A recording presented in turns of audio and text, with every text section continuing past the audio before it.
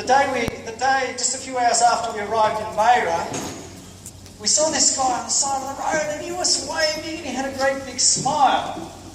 This is our pastor for the Deaf Church, Pastor Rashid. That's last year. Next slide, please. We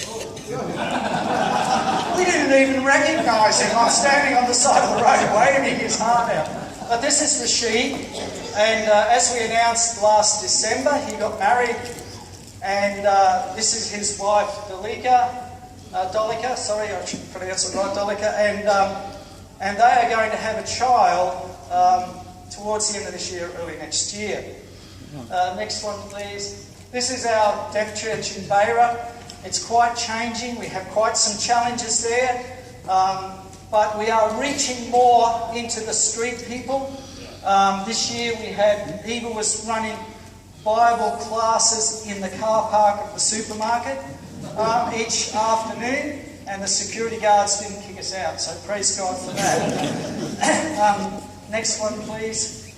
This is it's a bit hard to see there. I don't know whether you can see, but that's the back of the car with about 15 deaf people in it. I can't see it that well, I'm sorry. And so we have a work there that's going on, and we support that as part of our missions program in the church. I haven't got a clue what this time is, John, so can you keep time for me? Now, the next photo I want to show you, I took a photo here of some of the deaf, but really what I want you to see is the house of the deaf lady behind the people. She lives with 2 children, a single mother, and that's her house. Right behind her house is a swamp. When it rains, she has to lift everything off the floor because the house gets flooded, and that happens more or less every year. So we have deaf people. There are many of the deaf in Africa, and I haven't got time to talk about the poverty that they live in. But these people that just love the Lord and just continue loving the Lord, you know, it just brings an amazing joy to our heart. I've just put a couple of slides in to show you some of the conditions in Africa. Can we go to the next one, Matt? That's public transport. Can you see that or not? I can't see it very well from here. But it's the back of a truck and there are people hanging out every side of it. Next, please, Matt. I want to talk now about Mafolga. Mafolga Christian Mission is where quite a few of us, that's better, quite a few of us support orphans in the orphanage. This is one of our sponsored girls, Soraya. Next one, please, Matt. This one is Hendina. Next one. This one is Rosa. Next one. This is Salita. Now, I want to talk about this young lady. In Africa, we have got no idea of the spiritual forces, the evil forces that are still very current in Africa right now. This young girl, when I was there last year, she couldn't speak at all, and one of her hands was held in a tight fist that she couldn't open her fingers. They used to try each day to open her fingers. I'd spend half an hour just trying to get the fingers back into a straight position and then tie them to a piece of plastic, the plastic handshake. This was obviously demonic, because a few months ago, I should mention too, this girl chatterboxes like you wouldn't believe, but she couldn't talk for about a year. Now, a few months ago, when she was prayed for, suddenly the whole thing was broken. Immediately she started talking again. Immediately her hand was just totally normal. And this is what we are supporting people. Yes, we do need to praise God. We're supporting people in a mission that are doing and supporting young girls like her. And there's the other side is young boys, where the side that we don't support. But the point is that the more of us that can get on board and sponsor, the more work we can see happening with young people like Salita. And I picked up on something Chris said about being faithful and waiting. being under certain conditions. You know, our missionaries here in Maforga, for the 2 or 3 months we were in Africa, they did not have running water. And yet they put up with that just so that they can serve these people and see God do things in the lives of young people like this. The challenge for Salita is not over yet. Her extended family are involved in witchcraft. Now that she's come good, they want her back again. But she will not go back because God will protect her and we will see her come right through. Next one, please, Matt. This is one day I had, again, there's about 14 or 15 girls in the back of the car. I picked them up after school and we were going back to the mission. And I could hear this one person in the back chattering away, and I thought, wonder who that is. And I turned around and there it was Salita, the same girl we're talking about, just on the second from the right there. Next, please, Matt. Now, the mission is always getting new girls. You can see, I think you can see the difference between the 4 that have been there for quite some time. This young lady who has just arrived. These young ladies need sponsorship, they need help, and so if you're not one of the privileged people in this church to be sponsoring somebody, there's plenty of opportunity to get on board and see God do some miraculous things in their lives. Now I want to go to what I think is probably, well, I mean, how can you... You know, we saw God heal blind people. We saw God do miraculous things. We've seen this young girl just totally released. But one of the highlights for me personally was the starting of the school for the deaf in Talire. This is just another one of the photos to show you of the conditions people live under. This is just the street. Outside, actually, Pastor Manuel's house. Pastor Manuel had passed away, his wife lives there. And this is not the wet season. So imagine it becomes a river in the wet season. But just absolutely full of rubbish. So I want to go now to Talire, please. Could I have the next one? When we were in Talire, Talire is a very remote valley in the north of Malawi. It takes us hours and hours just to drive a few kilometres to get in there. Last year at the conference, God spoke to me because I could see all these young deaf people in the front 2 rows there. Nearly most of what you can see there are deaf. There were about 80 deaf at the conference last year. Many responded to the gospel, but none of these young people. And then God spoke to me and said, it's because they can't even communicate. So I checked it out and I said, can these young guys understand what's being said? For 2 days they sat on the edge of their seat as Eva ministered, but they didn't understand. They were trying to learn to communicate. And so God spoke to me and said, we need to start a school in this village. Very remote. It takes, like I said, it takes a day to get in there, even though it's only a couple hundred kilometres. And so I didn't really know what to do because I felt the task was impossible. So I started to share with the Presbyterian Church Synod in that region where we have a lot to do, and they have a very large church, about 1 million members.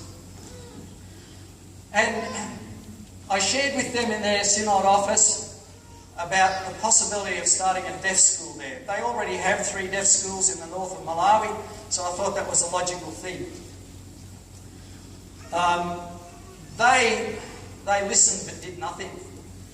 But the man who I went there with, to Talire, who originally came from there, next one please, the Reverend Benedicto Kawonga, who's become a great friend over the last 4 or 5 years of ours in Malawi, God spoke to him about the vision of the school.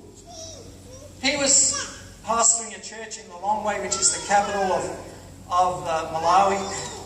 And so he shared the vision with 3 businessmen. There are not many businessmen in Malawi, believe me. But he shared with 3 businessmen. And the 3 of those businessmen or business persons, because there are ladies on the committee, they caught the vision too. And so they shared with some others that, long story short, they formed a steering committee to establish a school for the deaf in this remote valley. The steering committee has 10 people. Next one, please, Matt. They raised some funds, even in this Malawi. Just for your own information, Malawi is possibly, depends how you rate it, but the poorest country in the world. And I don't have time to talk about that now. They certainly have the lowest GDP of any country in the world. So they raised some money, raised $1,002, and they sent 3 of the steering committee of 10 back into the valley to talk to the chiefs. And this is what we have here, the chiefs and sub-chiefs, to discuss with them the possibility of starting a school for the deaf and disabled, and also a schools training school. And so when they went there, a miracle happened, because from all the chiefs down the valley, they got 100% support of the chiefs. And without that, we couldn't do a thing. So the chiefs gave their full support. Then they started to work on starting this school with the small amount of money they'd raised. Could I have the next one, please? Actually, have we missed a photo there or somewhere? No, I mustn't have put it in. The one of the land. There's a great photo of us standing on the land. That's it. Sorry, I want that one. While we were there, we had meetings with the chiefs, and I had meetings with the working committee, which is in the area where the school has started. And we're standing on one corner of the block of land that the chiefs have given us. Okay, it's been given to us. And I don't know if you can see the little white dot in the background, but that's our car, and that is, the land extends past where the car is, over 100 metres by 215 metres. And that land has been given to us. Yeah, praise God. Hey, it gets much better. And so, while we were there, can you try the next one, Matt, or whichever one? No, go back one. Sorry, I've got them out of order. Go back. Yes, while we were there, we had meetings with the chiefs and with the working committee to discuss the school. And while we were there, the chiefs, before they'd taken us to the land, they said, we've allocated some land for you, which we're going to give to you. And they said, but if the land's not big enough, just ask us and we'll give you some more. and so we were just amazed at what God is doing. Anyway, after they took us to see the land, Matt, can we go forward, please? After they took us to see the land, we went to their Collins Street office to sign the land title documents. Now, you have never seen a title document like what I signed, but this land is now dedicated to the Talire Christian Centre of Hope, where we will build a school and a skills training centre. It will reach not only people in Malawi but Zambia, because it's near the Zambian border. So here we are to sign the document. Now, get ready for the document. Matt, can you please show us the document? Can you see my signature there, the Reverend Kawonga? And it states that this land, which measures 100 metres by 215, is for the Talire Christian Centre of Hope Deaf School.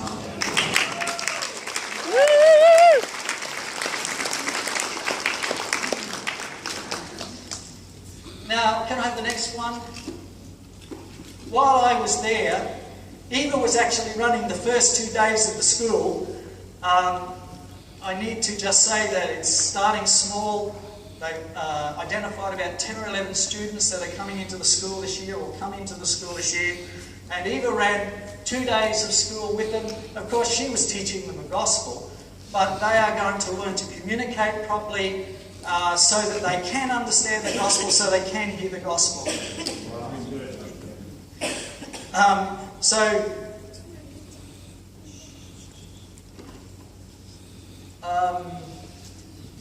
I've just lost my place in my notes, so let's not worry about it. But things get even better. You know, the chiefs have told us that as soon as we are ready to build, they will organise the community and they will make all the bricks that we need for the teachers' houses, the school rooms, the multi-purpose room, everything that we need, they are going to make the bricks.